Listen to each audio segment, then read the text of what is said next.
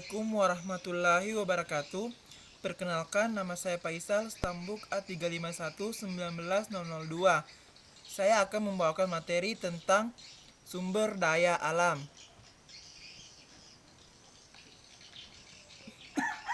Sumber daya alam adalah terdiri atas material-material yang aslinya diperoleh melalui sarana non-manusiawi.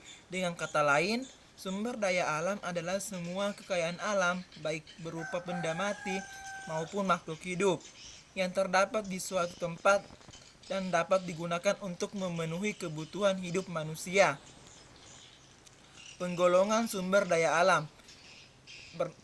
Penggolongan sumber daya alam berdasarkan sifatnya. Sumber daya alam yang dapat diperbarui adalah sumber daya alam yang dapat diadakan kembali, diganti dengan yang baru setelah digunakan sehingga tidak akan habis. Sumber daya alam yang dapat diperbarui dibedakan menjadi dua, yaitu hayati dan non-hayati. Hayati seperti tumbuhan-tumbuhan dan hewan, dan non-hayati seperti tanah, air, udara, matahari, dan iklim. Sumber daya alam yang tidak dapat diperbarui adalah sumber daya alam yang tidak dapat diadakan kembali setelah digunakan, seperti barang tambang, minyak, batu bara, dan gas alam. Berdasarkan wujudnya, sumber daya alam berupa benda padat, cair, dan gas. Dan sumber daya alam bukan benda meliputi keindahan alam dan tenaga surya.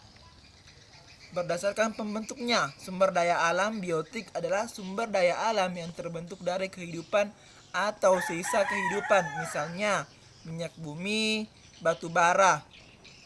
Sumber daya alam abiotik adalah sumber daya alam yang terbentuk dari kehidupan, misalnya tembaga, biji besi, emas, dan perak. Persebaran sumber daya alam. Pertama, persebaran sumber daya pertanian. Contohnya seperti Sumatera ada kopi, coklat, dan lain-lain. Jawa ada padi, tembakau.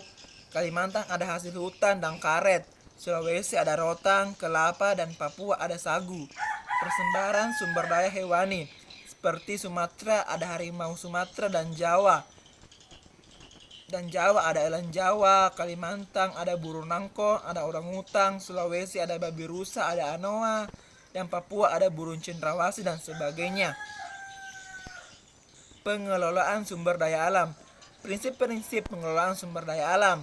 Yang pertama, konservasi dengan menghemat, memperbaiki, menghentikan pemborosan, dan menjaga ataupun merawat. Yang kedua, riles, penggunaan ulang. Yang ketiga, reselsin atau daur ulang. Yang keempat, populasi yang kontrol atau mengatur pertumbuhan konsumen sumber daya alam. Potensi sumber daya alam. Yang pertama, sumber daya alam tanah. Jenis tanah, perbedaan jenis tanah. Batuan induk yang berbeda, perbedaan curah hujan, lama penyinaran sinar matahari, perbedaan ketinggian tempat, dan jenis-jenis tumbuhannya. Jenis-jenis tanah di Indonesia. Yang pertama, tanah kapur atau mediteran adalah tanah yang berasal dari pelapukan batu kapur. 2. Tanah merah terjadi karena pelapukan batuan beraksi berwarna yang berasal dari gunung api. 3. Tanah laterit adalah tanah yang terbentuk dari bahan organik dengan daya serap mudah. Yang keempat, tanah vulkanik adalah tanah yang terjadi dari pelapukan batuan vulkanik dari gunung api. Yang keempat, tanah gabut atau organasol adalah tanah yang berasal dari sisa tumbuhan. Yang keenam, tanah potsol adalah tanah terbentuk karena proses pencucian dan curah hujan yang tinggi. 7.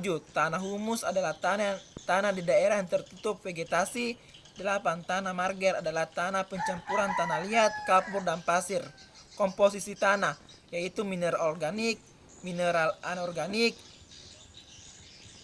udara, dan air. Ciri-ciri tanah yang subur. Struktur tanah baik, banyak mengandung air untuk melarutkan garam, garam-garamnya sebagai bahan makanan tumbuhan. Tanah dibedakan menjadi dua, yang menjadi tiga, tanah muda, tanah tua, tanah muda. Terima kasih, itulah materi yang dapat saya sampaikan pada pertemuan kali ini. yang cukup saya sampaikan.